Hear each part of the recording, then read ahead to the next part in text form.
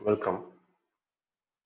Last class we discussed about generative computer-aided process planning.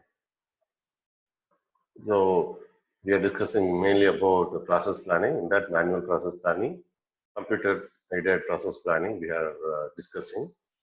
Last class we discussed about like a detailed discussion about retrieval type computer-aided process plan. That is one type. So what is retrieval type in the sense what is available in our industry like a database,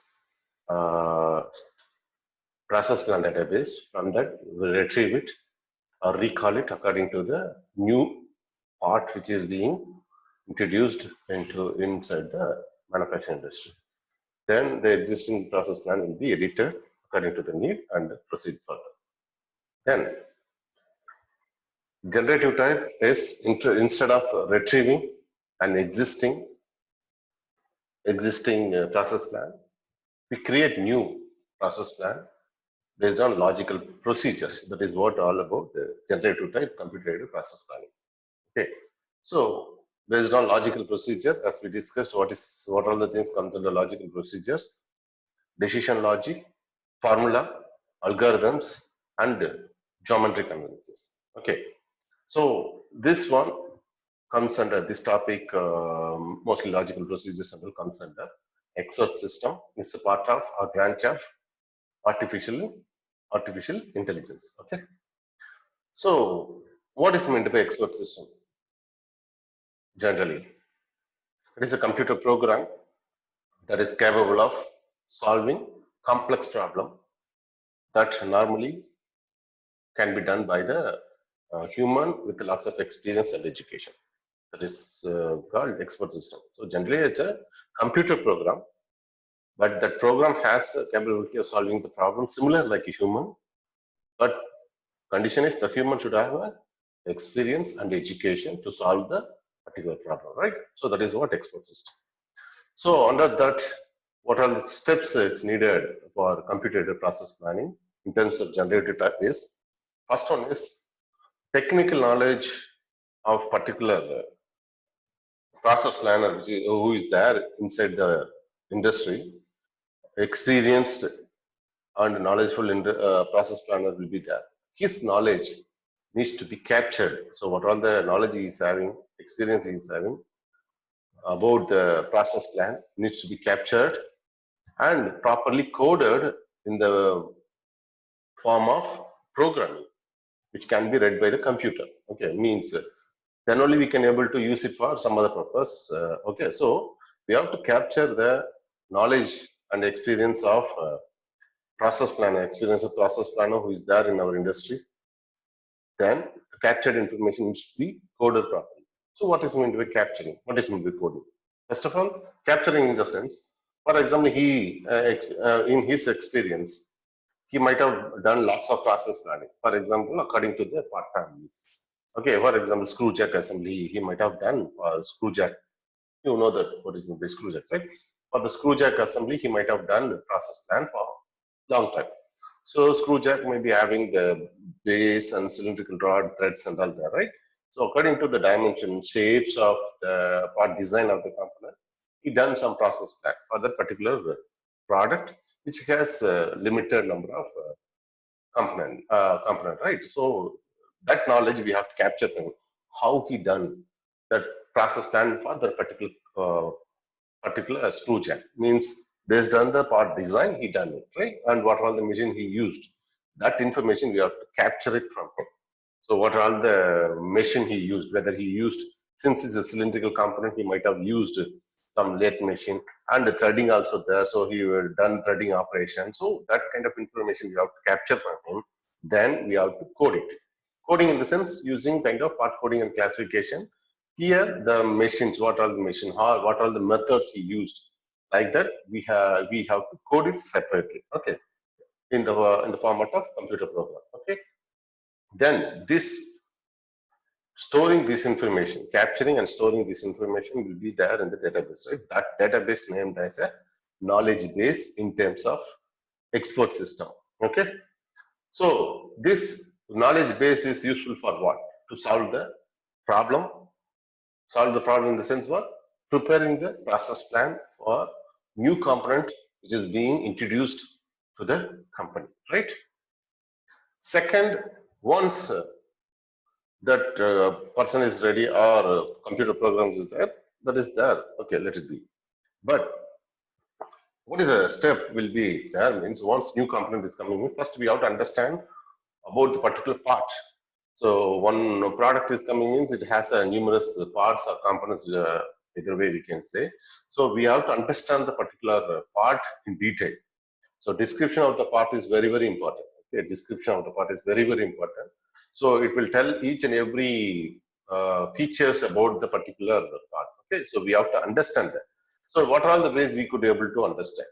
So what is the benefit of understanding? If we understand that properly, then only we can able to plan for the process sequences, right? So that is one. Then what are the ways? And two possible ways to provide particular information.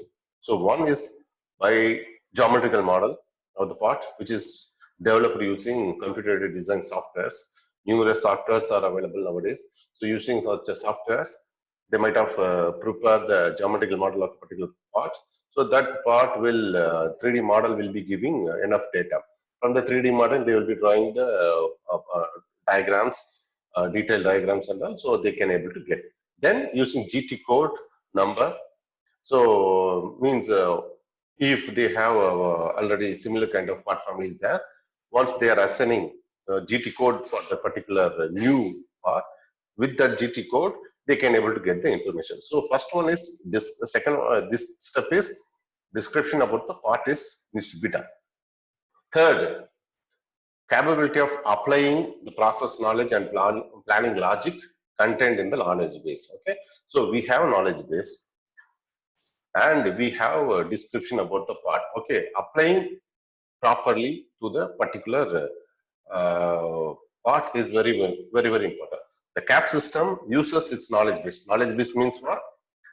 Knowledge base is collection of experience or knowledge of a process planner stored in a proper manner, means coded in proper manner in the computer program, right? That is called knowledge base. That knowledge base will be used to solve the problem which is being generated for the particular industry, means problem for problem solving procedure. Okay, this one. Okay, this is what we call it as inference engine. Inference engine means what? The procedure to solve the problem. So here, what is the problem? New part is which is going to introduce in our company will be the problem. So what we have to do? We have to get the description of the part. Then how we are going to solve that or how we are going to manufacture that. That is what our problem solving procedure, right? How we can able to do if we get the procedure, that is called inference engine. So how it is done with the help of knowledge base. What is meant by knowledge base? We know that it's a collection of data or knowledge stored in a computer program or coded in a computer program. That knowledge is from the experienced or knowledgeful process planner. Okay, so both the things will be used in generative computer process planning. One is knowledge base and inference engine. So with these two concepts only, computer aided process planning, particularly generative computer aided process planning, prepare synthesize a new process plan from scratch for each and every new part being introduced to the particular company. Okay. Then what are the advantages there? It can generate consistent process plan rapidly. So we can create rapidly any number of consistent amount of process plan and easily we can create, and also we can integrate this one for the automotive manufacturing facility to provide full control. But only disadvantage disadvantage of this generative CAPP system is it is complex and very difficult to develop. Why it is being called complex and very difficult to develop? Because the first step, creating knowledge base, right? This is the very, very challenging task. So what are all the ways we could be able to get get the information from the process planner and how we are going to make logical procedure in the sense as we discussed algorithms, formulas. Okay, so that one, these concepts are very, and so this is very, very difficult. Creating knowledge base and creating a inference engine and logical procedures, implementing logical procedures according to the need of the particular part is very, very challenging job. So that is why it's very complex and very difficult to develop. But if we develop properly, then it is very, very easy to adapt it for the new part, and rapidly we can able to create. This is one. So some of the commercially available generative type CAPP systems. Okay. Then what basis we can go for selecting the process planning system, whether we go for generative type or variant type or manual type. It's all about numerous factors. What are the factors? General environment, what environment in which process planning is conducted. So we should understand, basically we should understand about what is there in present industry. What is the structure of the particular industry, whether we have a technical expert.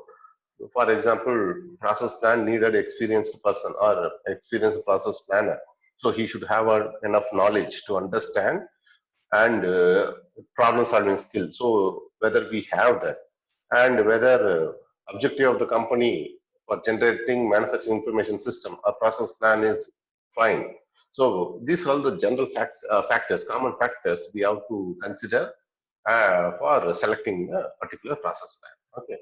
Then final topic in computer process planning is difference between computer aided process planning, variant type and the generative type. So these are all the categories and how it is being done in variant type and generative type. For example, coding system, variant type is simple, but in terms of generative type, detailed one is needed because each and everything we have to. Part geometry, complicated geometry in terms of variant, but simple geometry, fine. Similarity between family is very high in terms of variant, generative type is low. Family size large, yes, because huge database can be there in variant because it is already stored one. We have enough number of process plan database.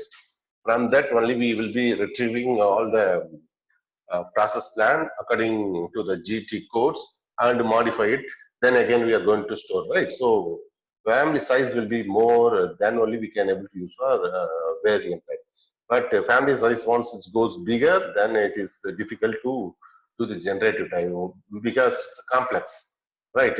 We have to do knowledge base, inference engine, decision making, logical decision making, and all we have to do. So it is complicated and difficult also. So small family means it is feasible for generative type. Database also, large database needed for variant type and generative type also small. Investment very high is needed and low is in terms of generative type.